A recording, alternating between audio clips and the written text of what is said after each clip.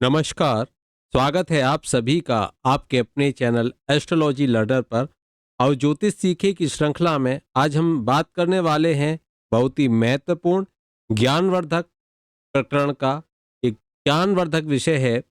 जी हाँ, आज हम बात करने वाले हैं ग्रहों का गोचर। ग्रहों का गोचर कैसे होता है, उनका क्या प्रभाव होता है, ग्रहों के गोचर का वेद कैसे होता है, कब वेद होता है, किन स्थितियों में वेद होता है। वेद का अर्थ रोक, उसके उसके फलों में रोक कब तक किस कारण से आती है, या फिर ग्रहों का वाम वेद कैसे होता है, यह हम जानेंगे आज के इस कार्यक्रम में। तो चलिए शुरू करते हैं आज के इस महत्वपूर्ण ज्ञानवर्धक गूढ़ रहस्यों को सजे हुए इस कार्यक्रम को।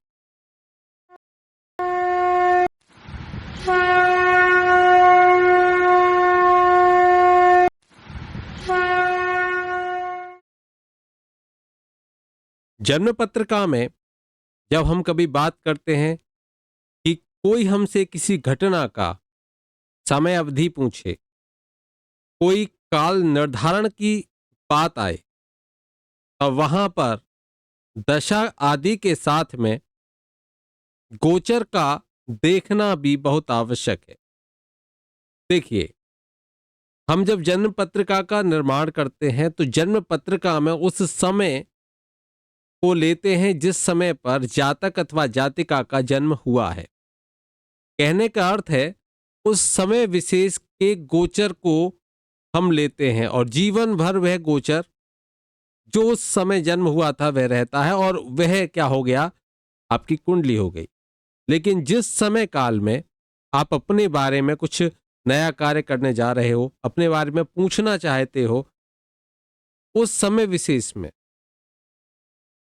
ग्रहों की स्थिति क्या है, उस ग्रहों की स्थिति को भी जानना। जब आपका जन्म हुआ वह स्थिति हमने नोट कर ली, जिसको आप date of birth, time of birth, place of birth के आधार पर आप उसको रखते हो। जब भी कोई पूछेगा आप उसे दिखा देते हो। लेकिन जब आप प्रश्न पूछ रहे हो या कोई भी समय है, आप ये देखो कि आप पर वो समय विशेष कैसा चल रहा है, ग्रहों की स्थिति क्या है। तो वह स्थिति जो वर्तमान स्थिति है, उस वर्तमान स्थिति को जानने के लिए, उस वर्तमान समय में ग्रहों की स्थिति को पहचानने के लिए हमको ग्रहों के गोचर को देखना होता है कि वर्तमान में जब जन्म का समय था तब ग्रहों की स्थिति इस प्रकार से थी, और अब वर्तमान में ग्रहों की स्थिति इस प्रकार से है। तो क्या इस स्थिति से हमारे जीवन में कुछ उथल पुथल होगी या हमारे जीवन में कुछ बढ़ोतरी होगी, हम इसी बात को समझने का प्रयास करते हैं। इसीलिए जैसे दशा, महादशा, अंतरदशा, प्रत्यंतर दशा, ग्रहों के संयोग, ग्रहों की युति, इनके आधार पर फलादेश करते हैं, उसी के साथ साथ में गोचर की स्थिति देखी जाती है। मैं आपको एक उदाहरण से समझाने का प्रयास करूंगा। आपके क्षेत्र के किसी अधिकारी ने आपकी किसी फाइल को अप्रूव्ड किया, वह अधिकारी वहां से चले जाते। उसके बाद में जब कभी उन अधिकारी का वापस आना होता उसी पद पर, तो उस अधिकारी का आपकी फाइल से विशेष लगाव रहेगा। क्यों रहेगा? क्योंकि उस पर साइन, उसको अप्रूव करने वाले अधिकारी कौन है? वही हैं। गोचर का अर्थ जिस भाव में कोई ग्रह बैठा हुआ है आपके जन्म के समय, उस भाव से वो शुभ स्थिति में आता है तो अच्छे परिणाम देगा, अशुभ स्थिति में आता है तो बुरे परिणाम देगा।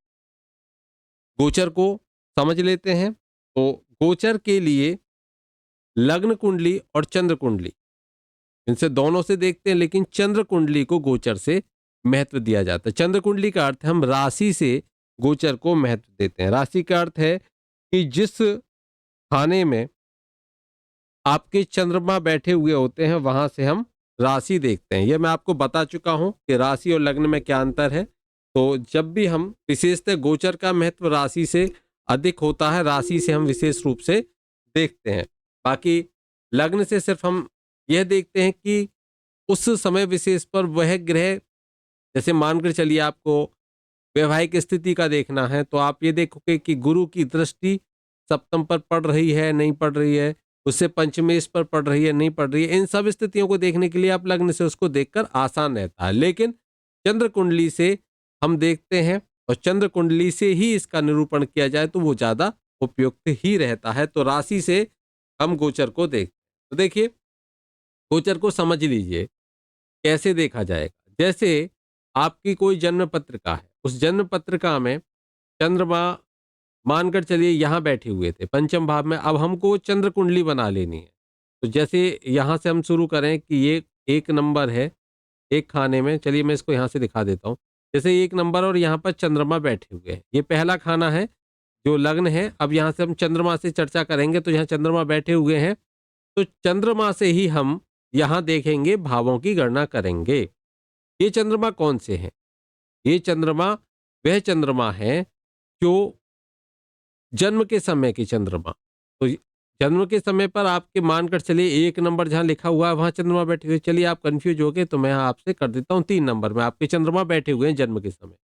आवश्यक नहीं कि वह चंद्रमा अब भी बैठे हों। तो मानकर चलिए जैसे हमने पहली जो कुंडली थी मेष लग्न की कुंडली थी। यहाँ देखिए, यहाँ हम एक बार आपको दिखा देते हैं, समझा देते हैं ताकि आपको कोई भी कन्फ्यूजन, कोई भी समस्या ना रहे। मानकर चलिए कि यहाँ पर चंद्रमा बैठे हुए थे आपकी जन्म पत्रिका में, जन्म लग्न लग्न था आपका मेष लग्न, ऐसे समझिए। और चंद्रमा बैठे हुए थे तीसरे स्थान पर, ठीक है। अब जब हम चंद्र कुंडली बनाएंगे तो यहाँ पर चंद्रमा 3 नंबर पे बैठे हुए हैं, तो यहाँ से हम लग्न मान लेंगे तो चंद्र लग्न होगी। लेकिन गोचर में जब भी हम चर्चा करेंगे तो आवश्यक नहीं कि चंद्रमा यहीं बैठे आपको दिखें, वो कहीं भी बैठे मिल सकते हैं। फिर यहाँ भी चंद्रमा हो सकते हैं, लेकिन हमको खाना नंबर 3 जो था वो पहले नंबर पर लेके आना है। तो 3 था वो पहले मेष में जो तीसरे नंबर पर आ रहा था जहाँ चंद्रमा बैठे हुए थे, अब उसको पहले पर ले आएंगे। बस इतना ध्यान रखिए। तो चलिए बारी बारी से समझ लेते हैं कि क्या स्थितियां होती हैं, कौन कौन से गोचर में अपना अच्छा फल देते हैं, कौन कौन से खराब फल देते हैं।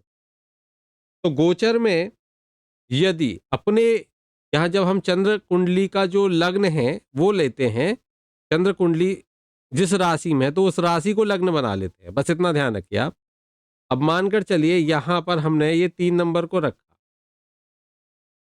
तो चलिए यहाँ से समझ लेते हैं कि जब भी सूर्य कहाँ पर होंगे, जब भी सूर्य यहाँ रखिए, जब भी सूर्य कहाँ पर होंगे, ये यहाँ तो आप जानते हो इसको, ये पहला भाव मैं आपको बता देता हूँ, एक बार समझा देता हूँ क्योंकि हम ब्लैंक पर रखेंगे तो ज़्यादा सही रहेगा।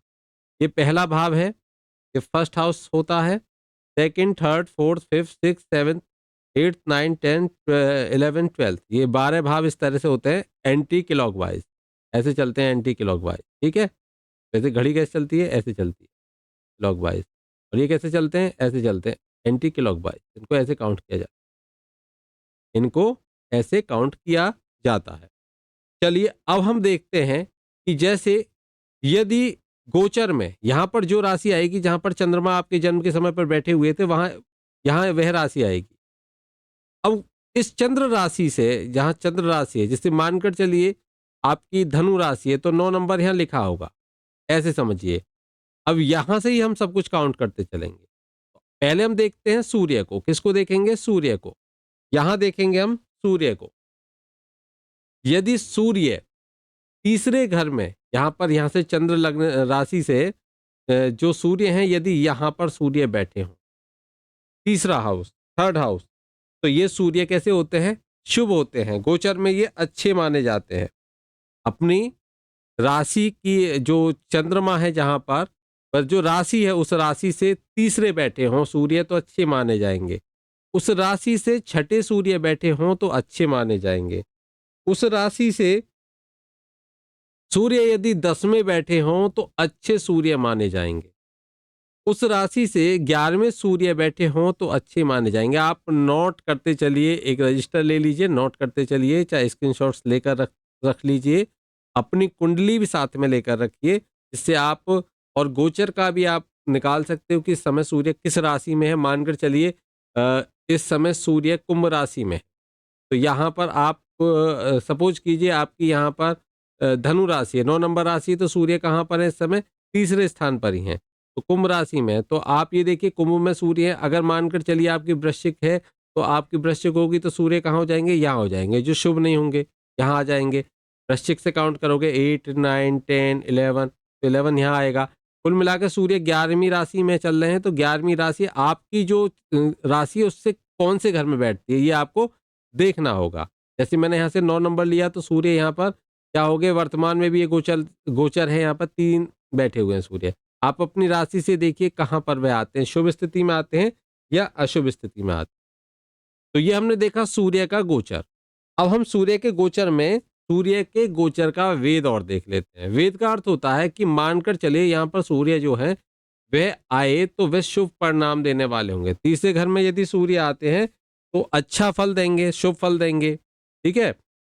लेकिन यदि इनका वेद हो जाए, वेद का अर्थ है रोक, प्रतिबंधित, अगर ये फल देने में प्रतिबंधित हो जाए तो इन्हें प्रतिबंधित कौन करेगा? तो इनको सिर्फ शनि को छोड़कर बाकी सभी ग्रह राहु केतु तक इनको प्रतिबंधित करेंगे। लेकिन कब करेंगे? वे जब करेंगे जब ये तीसरे भाव में हो, और बाकी के अन्य कोई भी, सिर्फ शनि को छोड़ देना आप, और इस घर में यानी कि इस हाउस में अन्य ग्रह आ जाए, अन्य ग्रह शनि को छोड़कर, शनि नहीं होने चाहिए, ये आप ध्यान रखिए, यहाँ पर शनि को छोड़कर अन्य ग्रह यहाँ हो जाए और यहाँ हो, तो ये तीसरे का वेद है। मैं यहाँ लिख देता हूँ, थर्ड हाउस में बैठे शनि का वेद हो गया, ये वेद हो गया। तो सूर्य का वेद हो गया, ठीक है, शनि का नहीं, सूर्य का वेद हो गया। अब यहीं छठे को देखें, यदि छठे में सूर्य है तो अच्छा फल देंगे। लेकिन वहीं अन्य ग्रह कहाँ पर आ जाए?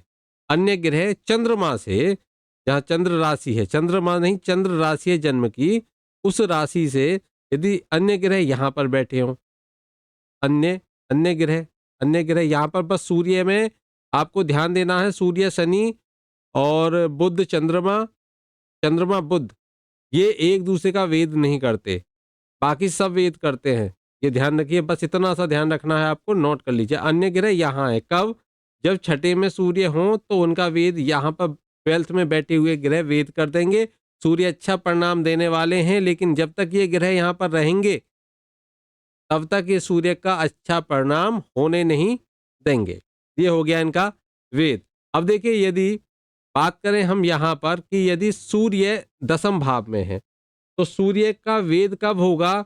जो उनके सामने वाला जो भाव है, यानी कि चतुर्थ भाव है, यहाँ पर अन्य ग्रह बैठे। कौन बैठे? अन्य ग्रह। देखिए, जिसके साथ जो तालमेल मैंने दिया है वही आपको लगाना है। जब यहाँ होंगे तो यहाँ वाले वेद करेंगे, कभी आप यहाँ रख दो और यहाँ वाले से वेद करा दो, नहीं। अगर तीसरे भाव में सूर्य हुए राशि से, जन्म राशि से, तो वर्तमान में, तो उनका वेद वर्तमान में जो जन्म राशि से 9वें भाव में बैठे हुए ग्रह हैं, शनि को छोड़कर वो वेद करेंगे। वहीं अगर हम बात करें कि यदि छठे में सूर्य हुए तो उनका वेद वो करेंगे जो जन्म राशि से 12वें भाव में बैठे हुए हैं, सिर्फ शनि को छोड़कर। और अगर सूर्य 10म भाव में हुए तो उनका वेद वो सभी ग्रह करेंगे जो चतुर्थ भाव में बैठे होंगे जन्म राशि से, सिर्फ शनि को छोड़कर। तो यहाँ पर मैं लिख देता हूँ बार बार, ये 10वें भाव का वेद है, वेद है ये 10वें का, ये तीसरे का हो, ये छठे का हो गया। और अब बात करते हैं कि जब एकादश भाव में सूर्य होंगे तो अच्छा फल देते हैं। विशेष रूप से जो पापी ग्रह है वो एकादश भाव में अच्छा फल देते हैं, जो शुभ ग्रह है उनकी अपेक्षा। यदि ये एकादश भाव में सूर्य है तो इनका वेद अन्य ग्रह करेंगे कब? तो अन्य ग्रह शनि को छोड़कर वेद करेंगे। शनि वेद नहीं करेगा, अगर यहाँ शनि हुआ तब भी सूर्य अपना फल देंगे, और शनि भी अपना फल देते हैं उस समय पर। इनको रोक टोक नहीं है, क्योंकि ये पिता पुत्र हैं। ऐसे ही चंद्रमा और बुध पिता पुत्र हैं, वो एक दूसरे का वेद नहीं करते। यहाँ पर एकादश भाव का वेद हो जाएगा, एकादश भाव में बैठे सूर्य का वेद हो जाएगा। अब आपको यहाँ तक समझ में आ गया होगा। अब मानकर चलिए, अब हम करते हैं कि इनका वाम वेद क्या होगा। तो वाम का अर्थ होता है विपरीत, विपरीत। मानकर चलिए जहां पर हमने सूर्य को बैठाया, जहां पर हमने सूर्य को बैठाया वहां यदि अन्य ग्रह को बैठा दें, और जहां अन्य ग्रह हैं वहां पर सूर्य को बैठा दें, तब भी सूर्य का वेद हो जाएगा। और ये वेद कैसा होगा? वाम वेद। तो मैं इसको दिखा देता हूं आपको। जैसे कि यहां पर सूर्य बैठाया, अब हम सूर्य को और यहां वेद कराया था हमने। अब यहां पर सूर्य मतलब विपरीत विपरीत कर दिया हमने। सूर्य यहां बैठे होंगे जब नवम में, तो उनका जो वेद करेंगे वो यहाँ तीसरे भाव में बैठे हुए अन्य ग्रह करेंगे, शनि को छोड़कर। मैं ऐसे लिख दूं अन्य, और यहां पर लिख देता हूं नाइन। ये हो गया वाम वेद। ये वाम वेद है। अब इसको आप नोट कर लीजिए, वाम वेद है। वाम वेद, वाम वेद है ये। ठीक है। अब दूसरा देखते हैं कि यदि सूर्य दसम भाव में थे अब तक, अगर सूर्य यहां पर मानकर चलें कि सूर्य कहां पर होंगे, यदि सूर्य यहां पर हुए, कहां पर? यहां सूर्य हुए। दूसरा हमने वेद कराया था यहां से 12th हाउस में, यहां थे। अब छठे में थे पहले, अब हम यहां पर अन्य ग्रह को रख देंगे। यहां अन्य ग्रह को रख देंगे। ये किसका वेद हो गया? ये वाम वेद हो गया। किसका? 12th के सूर्य का। ठीक है, ये वाम वेद हो गया। अब हम ऐसे ही आगे बढ़ते हैं। फिर सूर्य हमारे कहाँ थे? यहाँ थे। अब हम क्या करेंगे? यहाँ पर अन्य ग्रह रखेंगे।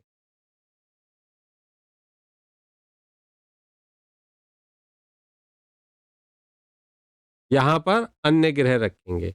अन्य ग्रह यहाँ पर, तो सूर्य कहाँ पर हो गए? यहाँ पर। जब सूर्य कहाँ पर होंगे? चतुर्थ में होंगे, तो उनका वेद कौन करेगा? यहाँ पर चतुर्थ के सूर्य का वेद कौन करेगा? अन्य ग्रह करेंगे,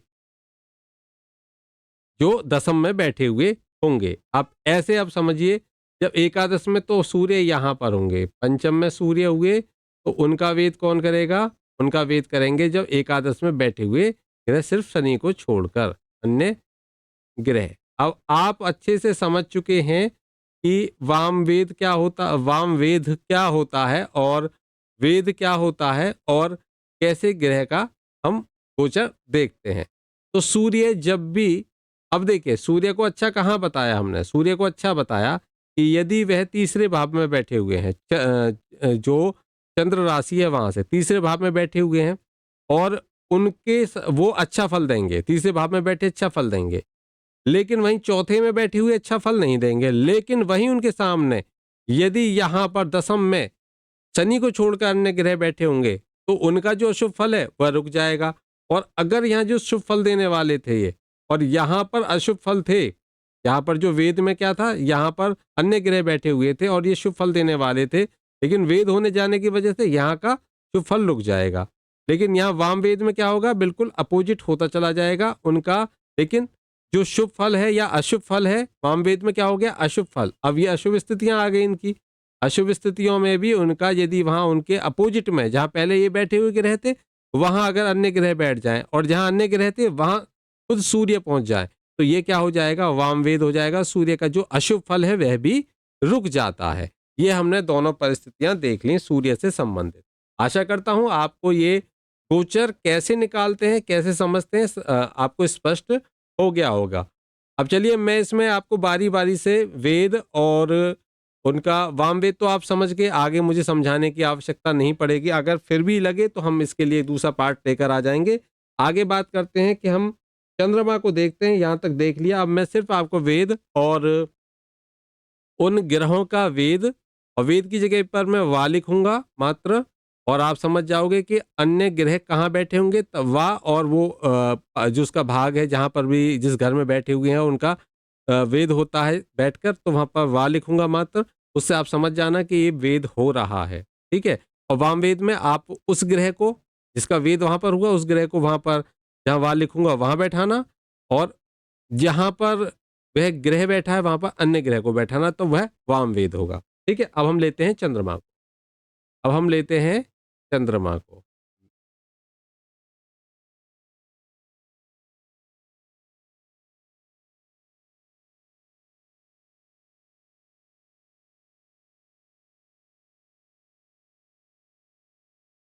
ठीक है। अब हम लेते हैं चंद्रमा को। तो चंद्रमा का हम देखेंगे। तो चंद्रमा का देखेंगे यहाँ पर। देखिए, चंद्रमा वर्तमान को देखेंगे, गोचर वाले को। लेकिन राशि कौन सी रहेगी? वही जो आपके जन्म के समय पर आपके जहाँ चंद्रमा बैठे थे उस राशि को यहाँ पर लेंगे।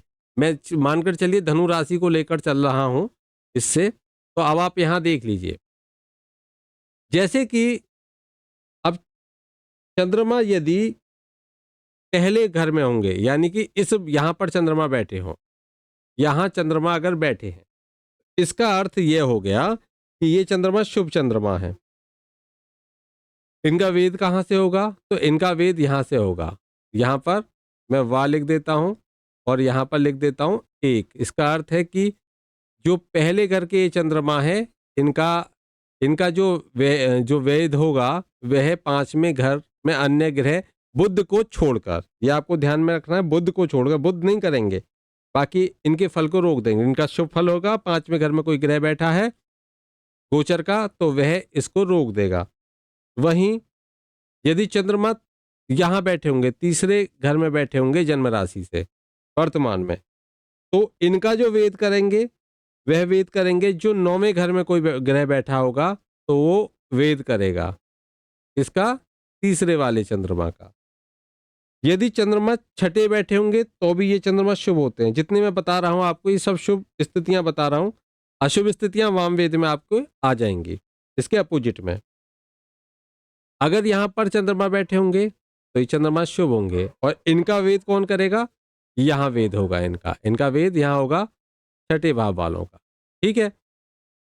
और यदि चंद्रमा सप्तम में होंगे तब भी शुभ होते हैं।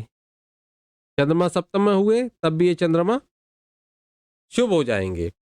अब इन चंद्रमा का यदि हम देखें वेद कैसे होगा, तो इनका वेद होगा दूसरे भाव से, यहां से इनका वेद हो जाएगा, यहां से इनका वेद हो जाएगा, 7वें वालों का वेद यहां से हो जाएगा।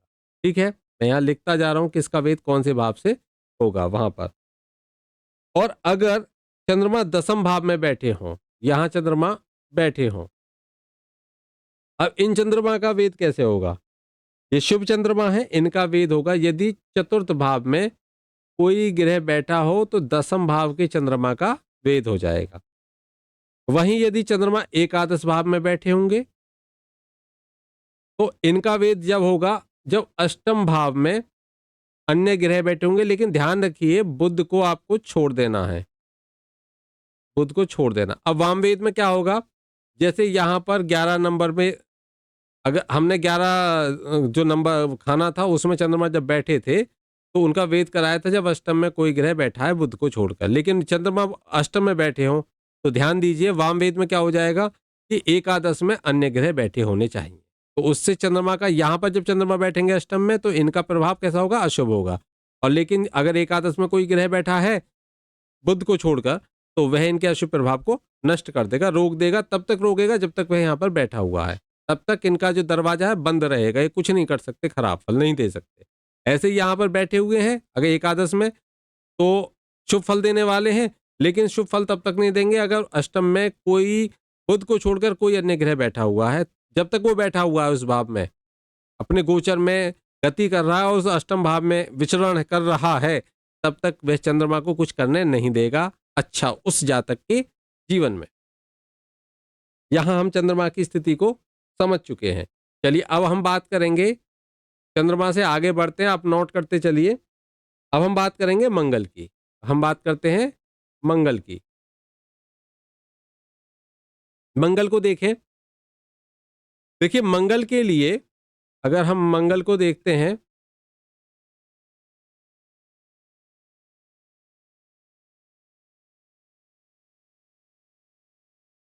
अगर हम मंगल को देखें ध्यान से देखिए तो मंगल शुभ कब होते हैं? यदि वो जन्म राशि से तीसरे में मंगल हो तो वैसे मंगल शुभ हो जाएंगे। यदि वह छठे में हो तो ये मंगल शुभ हो जाएंगे। यदि यह एकादश में हो तो यह मंगल शुभ होंगे। ठीक है, अब मानकर चलिए इनका वेद देखते हैं, इनका वेद कैसे होगा। यदि तीसरे में मंगल है और 12वें में कोई ग्रह है तो वह उनका वेद कर देगा। इस कौन से वाले का? तीसरे वाले का वेद करेगा, 12th हाउस में बैठा हुआ। यदि छठे में मंगल है, ये शुभ मंगल है, तो इनका वेद कौन करेगा? इन शुभ मंगल का वेद कौन करेगा? इन शुभ मंगल का वेद करेगा यदि नाइन्थ हाउस में, चंद्रमा से नाइन्थ हाउस में ये बैठेगा, यहां पर कोई ग्रह बैठा हुआ है तो छठे के चंद्रमा का वेद कर दे। अब बात करते हैं एकादश में। यदि एकादश में बैठे हुए हैं तो हमको ध्यान देना है कि जो पंचम है, पंचम में कोई ग्रह बैठा हो तो वह क्या कर देगा? एकादश वाले जो मंगल है उनका वेद कर देगा। वाम वेद में क्या होगा? जहां पर ये वेद करेगा वहां पर हमको ग्रह बैठाना है। और यहाँ जैसे एकादश का वेद यहाँ पर हो रहा है पंचम में, पंचम में अगर मंगल बैठे तो एकादश में कोई अन्य कोई भी ग्रह बैठे तो वह उसका मंगल का वेद हो जाएगा। मंगल यहाँ पर पंचम में बैठकर अशुभ फल देंगे, लेकिन यहाँ एकादश में कोई भी ग्रह बैठकर उनके अशुभ फल को रोक देगा। जब तक रोकेगा जब तक वो एकादश में बैठा रहेगा। अगर एकादश खाली होगा, जब भी खाली हो गया तभी मंगल अपना पूरा का पूरा जो प्रभाव है वो दिखा देंगे। ये हमने देख लिया मंगल का। अब चलिए आगे बढ़ते हैं। अब हम देखते हैं मंगल के बाद में नंबर आता है बुध का। चलिए बुध का नंबर देख लेते हैं। बुध, बुध देव क्या करेंगे? यदि ये जो जन्म की राशि है, चंद्रमा जहां पर है वहां से कहाँ बैठे? दूसरे खाने में बैठे, तो यहां पर बुध बैठे तो शुभ फल देने वाले होंगे। वहीं यहां पर बुध बैठे तो भी शुभ फल देने वाले होंगे। यदि यहां पर बुध बैठे तो भी शुभ फल देने वाले होंगे। एक लाइन देख लो आप सीधी सीधी, तो भी शुभ फल देने वाले होंगे बुध। अगर बुध यहां बैठे तो भी अच्छा फल देंगे गोचर में। यदि बुध यहां बैठे तब भी अच्छा फल देंगे। यदि बुध यहां बैठे तब भी अच्छा फल देंगे। अब हम देख लेते हैं बुध का वाम, यानी बुध का वेद। वेद वाम तो ये हो जाएगा जहां पर बुध बैठे वहां पर अन्य ग्रह बैठेंगे। ठीक है, पहले देखते हैं दूसरे भाव का वेद कैसे होगा। दूसरे भाव में बैठे शुभ बुध का वेद तब होगा यदि पंचम में कोई ग्रह बैठे चंद्रमा को छोड़कर। ये दूसरे वालों का वेद हो जाएगा। इसके लिए मैं इंक चेंज कर लूं तो ज्यादा सही रहेगा।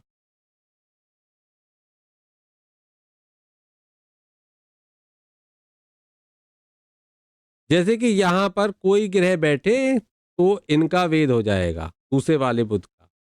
वहीं बात करें जो चौथे में बुध बैठे हुए हैं वो शुभ हैं, उनका वेद कब होगा? जब तीसरे में कोई ग्रह चंद्रमा को छोड़कर बैठ जाए तो ये चौथे का वेद हो जाएगा। वहीं बात करें यदि छठे में बुध बैठे हुए हैं तो उनका वेद तब होगा जब नाइन्थ में कोई नवे घर में कोई ग्रह बैठ जाए, जब छठे का वेद हो जाएगा। आठवें का वेद कब होगा? तो आठवें का वेद जब होगा जब एक नंबर में कोई ग्रह बैठ जाए, ये तब होगा। किसका हो जाएगा यहां पर ये वेद? ये आठवें का वेद हो जाएगा। दसवें का वेद कैसे होगा? तो दसवें का वेद जब होगा जब सप्तम में कोई ग्रह बैठ जाएगा। चंद्रमा को छोड़ देना है, आप ये ध्यान रखिए, चंद्रमा को छोड़ देना है। एकादश का वेद कब होगा? जब अष्टम में माफ कीजिए, एकादश का वेद जब होगा जब द्वादश में कोई ग्रह चंद्रमा को छोड़कर बैठ जाएगा। इसको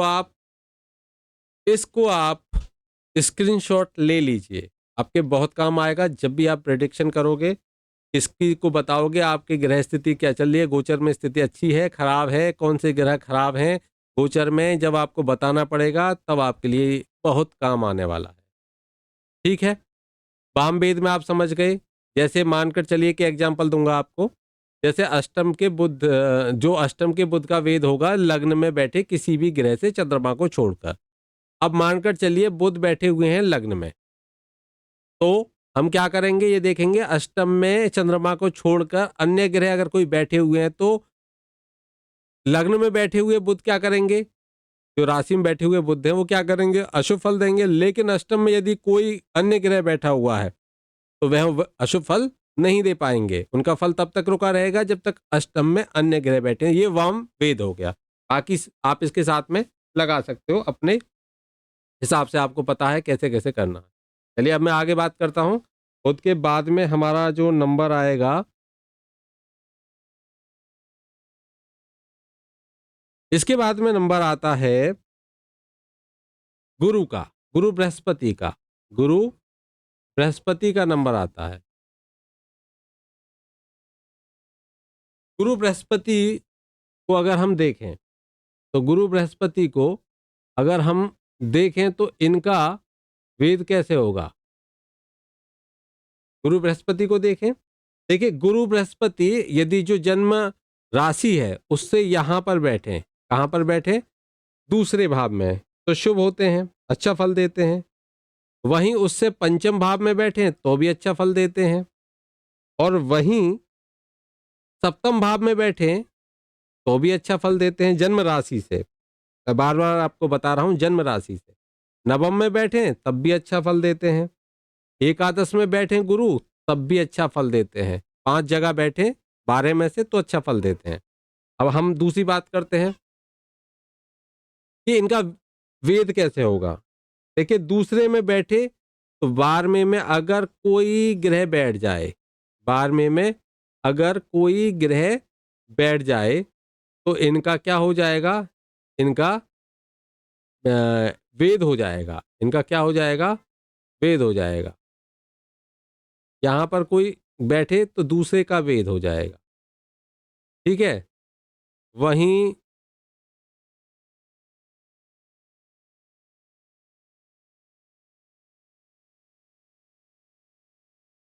इनका वेद हो जाएगा दूसरे का, ठीक है। वहीं जो पंचम में बैठे हुए शुभ फल देने वाले हैं उनका वेद कब होगा, उनका वेद होगा यदि चतुर्थ में कोई ग्रह बैठ जाए। चतुर्थ में कोई ग्रह बैठ जाए तो पंचम वाले गुरु का वेद हो जाएगा। अच्छा चलिए अब बात करते हैं आगे कि यदि हम देखें सप्तम में गुरु बैठे हुए हैं तो सप्तम वाले का वेद कैसे होगा। ये सप्तम में बैठे हुए हैं तो सप्तम वाले का वेद जब होगा जब तीसरे भाव में कोई ग्रह बैठ जाए तो सप्तम वाले का वेद हो जाएगा। अच्छा चलो ये भी मान लिया। अब बात करते हैं नवम वाले का वेद कैसे होगा। तो नवम वाले का वेद जब होगा जब 10वें भाव में कोई ग्रह बैठ जाए तो नवम वाले का वेद हो जाएगा। चलिए एकादश वाले का वेद कब होगा। एकादश वाले का वेद जब होगा जब अष्टम में कोई ग्रह बैठ जाए। यह स्थिति है। वाम वेद को आप समझ गए, फिर से समझा देता हूं। यदि मानकर चलिए सप्तम का वेद कहां से होता है। सप्तम का वेद होता है तीसरे घर में यदि कोई ग्रह बैठ जाए तो सप्तम में बैठे हुए गुरु का वेद हो जाएगा। वो अच्छा फल देने वाले होंगे, नहीं देंगे। लेकिन वहीं गुरु यदि तीसरे में बैठे तो 7वें में अन्य ग्रह बैठे तो तीसरे में बैठे हुए गुरु जो अशुभ फल देंगे वे अपना अशुभ फल नहीं दे पाएंगे जब तक 7वें में अन्य ग्रह बैठे होंगे। ये हो गया वाम वेद, ठीक है। आज समझ में आ गई। चलिए अब हम आगे बढ़ते हैं। इसका स्क्रीनशॉट आप ले सकते हो, आपके काम आएगा।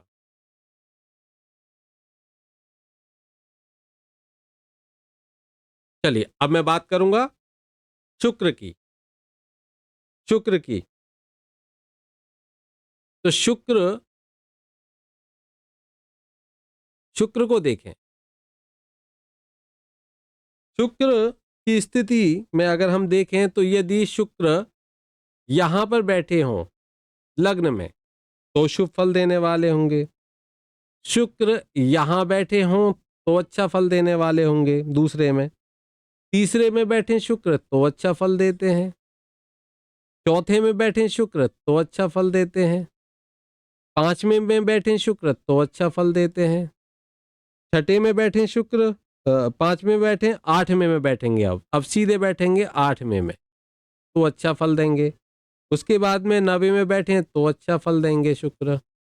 उसके बाद में 11वें में बैठे तो अच्छा फल देंगे शुक्र। उसके बाद में शुक्र यदि 12वें में बैठे तो भी अच्छा फल ये देंगे। 1 2 3 4 5 6 7 8 9, 9 स्थान, 12वें में से 9 स्थानों पर शुक्र बैठकर अच्छा फल देने वाले होते हैं। स्पष्ट है? चलिए अब देखिए इनका वेद कैसे होगा। पहले देखते हैं यहां बैठे हुए का वेद कैसे होगा। तो यहां बैठेगा, अब देखिए जहां बैठे हुए हैं वहां पर इसका वेद कैसे होगा। अब ध्यान से देखिए, शुक्र का वेद जब होगा, जब जो पहले लग्न में बैठा अगर शुक्र है तो उसका वेद कब हो जाएगा। उसका वेद होगा, यदि हम देखें ध्यान से कि अगर यहां पर अगर वेद हो जाएगा, यदि यहां पर वो अन्य ग्रह बैठे हैं तो पहले वाले का वेद हो जाएगा, पहले वाले शुक्र का। ठीक है। वहीं दूसरे वाले का कब होगा, तो दूसरे वाले का जब सातवें में कोई ग्रह बैठे हैं तो दूसरे वाले का वेद हो जाएगा, दूसरे भाव वाले का। तीसरे भाव वाले का कब होगा, तीसरे भाव वाले का जब होगा जब यहाँ पर लग्न में, यानी कि जहाँ पर राशि है उसमें कोई बैठे, जन्म राशि में, तो तीसरे वाले शुक्र का वेद हो जाएगा। चौथे वाले शुक्र का वेद कब होगा, चौथे वाले शुक्र का वेद होगा अगर दसम में यहाँ पर कोई ग्रह बैठे तो चौथे वाले शुक्र का, चौथे भाव वाले शुक्र का वेद हो जाएगा। पंचम भाव वाले शुक्र का कब वेद होगा, तो पंचम भाव वाले शुक्र का जब वेद होगा जब नवे में बैठे, तो ये से पंचम भाव वाले का वेद हो जाएगा। अष्टम भाव वाले का वेद कैसे होगा, यदि पंचम में यहाँ पर अष्टम वाले का वेद हो जाएगा। अष्टम भाव वाले का पंचम में यदि कोई ग्रह बैठे तो वेद हो जाएगा। नवम भाव वाले का वेद कब होगा, तो नवम भाव वाले का वेद जब होगा जब एकादश में, ये नवम भाव वाले का वेद हो जाएगा अगर एकादश में कोई अन्य ग्रह बैठे। और एकादश वाले का वेद कब होगा, जब छठे में कोई ग्रह बैठे।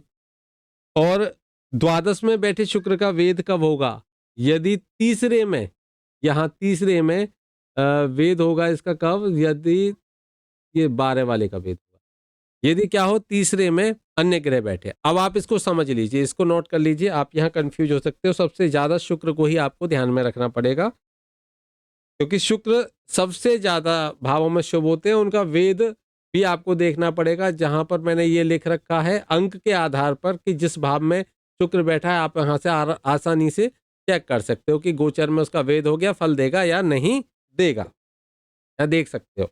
चलिए अब यहाँ इसको नोट कर लिया होगा। अब मैं बात करता हूँ आगे। हम लेकर चलते हैं शनि को।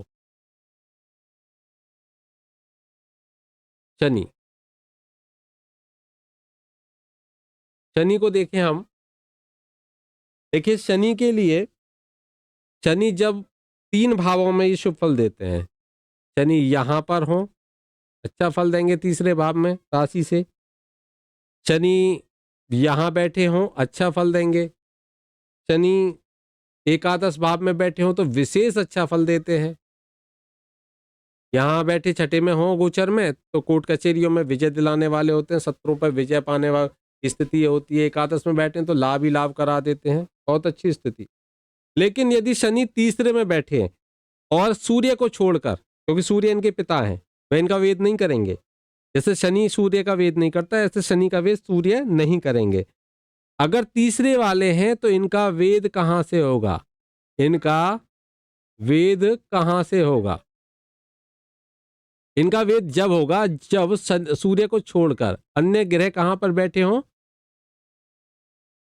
12वें भाव में, तो तीसरे वाले का वेद होगा। छठे वाले का वेद कब होगा, छठे वाले का वेद जब होगा जब 9वें भाव में अन्य ग्रह बैठे हों सूर्य को छोड़कर। एकादश वाले का वेद कब होगा, एकादश वाले का वेद जब होगा जब पंचम में अन्य ग्रह बैठे हों, तब एकादश वाले का वेद हो जाएगा। वाम वेद आप जान चुके हो, जहां पर तीसरे वाले का वेद होता है अगर वहां शनि बैठे हुए हैं, तो तीसरे भाव में अन्य ग्रह बैठे हों सूर्य को छोड़कर तो वाम वेद हो जाएगा। इनको हमने समझ लिया, इनको हमने समझ लिया। अब आगे हम बात करते हैं कि, अब बात करते हैं राहु की। राहु, देखिए राहु कब शुभ फल देते हैं? यदि राहु तीसरे भाव में बैठे हों गोचर में जन्म राशि से, तब अच्छा फल देंगे राहु देव। यदि राहु एकादश भाव में बैठे हों, यदि राहु कहाँ पर बैठे हों? एकादश भाव में बैठे हों, तो अच्छा फल देंगे राहु। यदि राहु छठे में बैठे हों, तो अच्छा फल देंगे। ये तीन भाव जो शनि के हैं वह राहु के हैं, अच्छा फल देंगे। अब वेद देख लेते हैं। तीसरे में बैठे राहु का वेद होगा, तीसरे में जो राहु बैठे हुए हैं उनका वेद कब होगा? यदि 12वें में कोई ग्रह बैठा हुआ है, यहाँ 12वें में देखें तो तीसरे वाले का वेद हो जाएगा। वहीं जो राहु एकादश में बैठे हुए हैं उनका वेद 5वें में बैठा कोई भी ग्रह उनका वेद करेगा, एकादश वालों का वेद।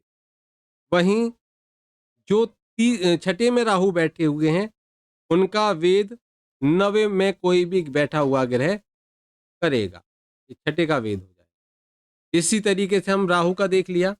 अब हम केतु का वेद देखेंगे। अब केतु का वेद देखते हैं, केतु क्या करते हैं, कहाँ बैठकर कैसा फल देते हैं। तो तीसरे छठे 11वें में यहाँ पर केतु बैठे तो शुभ फल देने वाले हैं।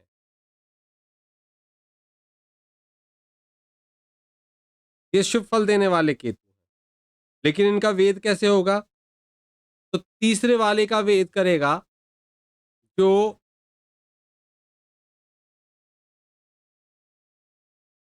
तीसरे वाले का वेद करेगा यदि यहाँ पर कोई ग्रह बैठा हुआ है तो तीसरे वाले राहु का वेद हो जाएगा।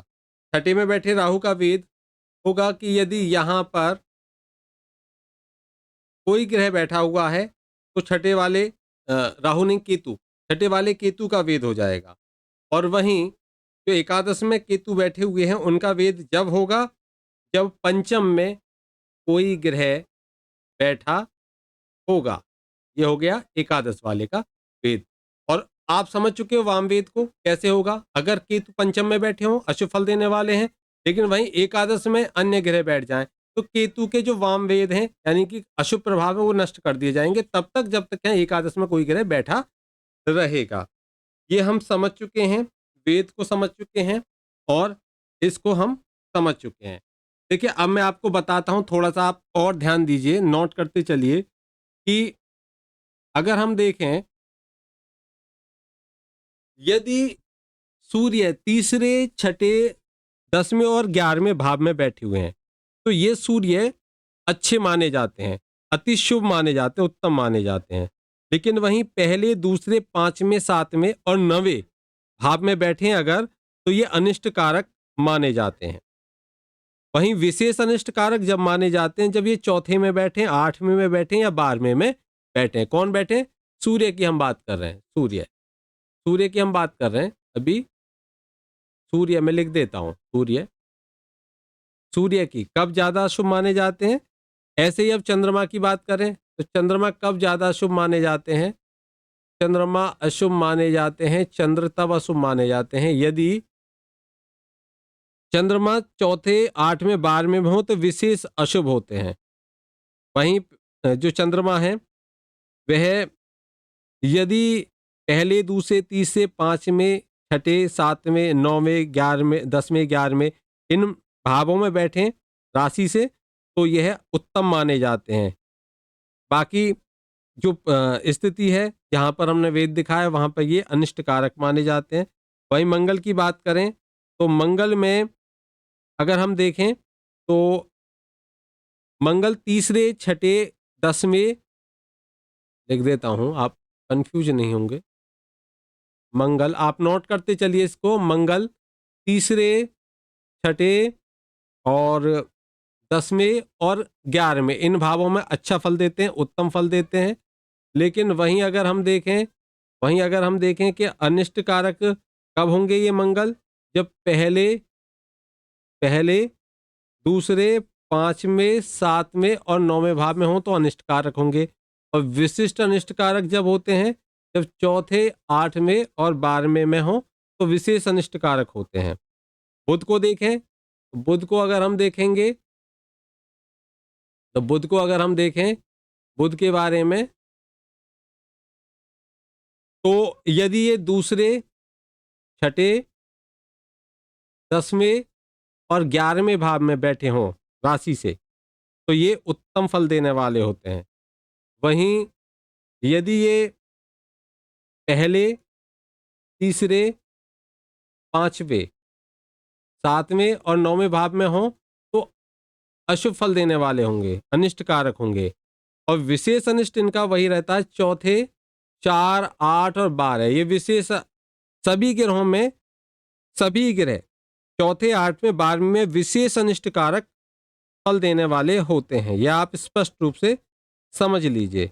सभी ग्रह विशेष रूप से अनिष्ट कारक होते हैं, चाहे वे राहु हो, केतु हो, शनि हो, शुक्र हो, गुरु हो, बुध हो, मंगल हो, चंद्र हो, सूर्य हो, सब विशेष अनिष्ट कारक होते हैं जब ये चौथे, 8वें और 12वें 4 की टेबल में आते हैं। ठीक है, बात यहां तक समझ में आ गई है। शुभ मैंने पहले ही बता चुका हूं, लेकिन और बता देता हूं। बुध के बाद में अब नंबर आ जाएगा,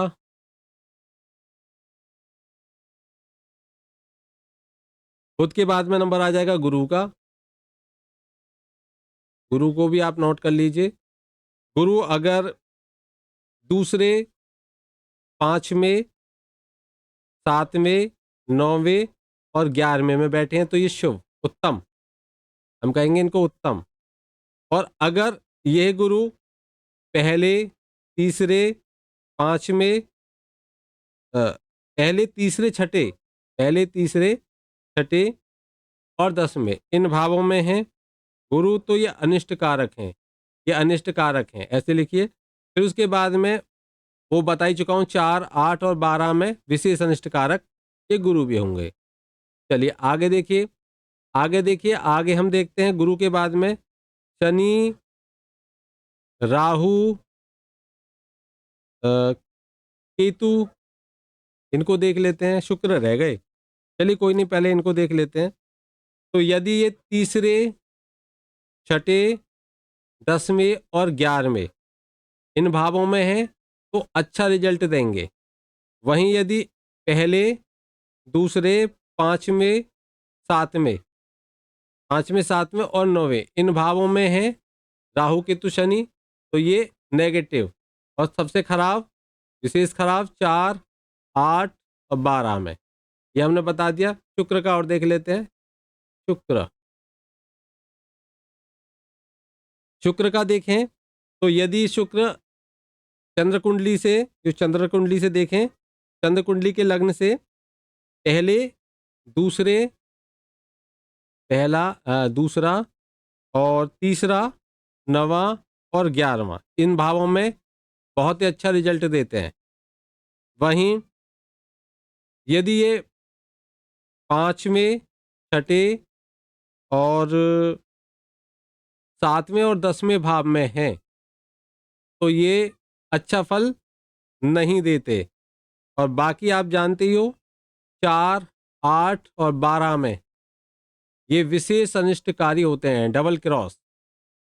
ठीक है, यहां हमने इनको समझ लिया, गोचर के फल को समझ लिया है।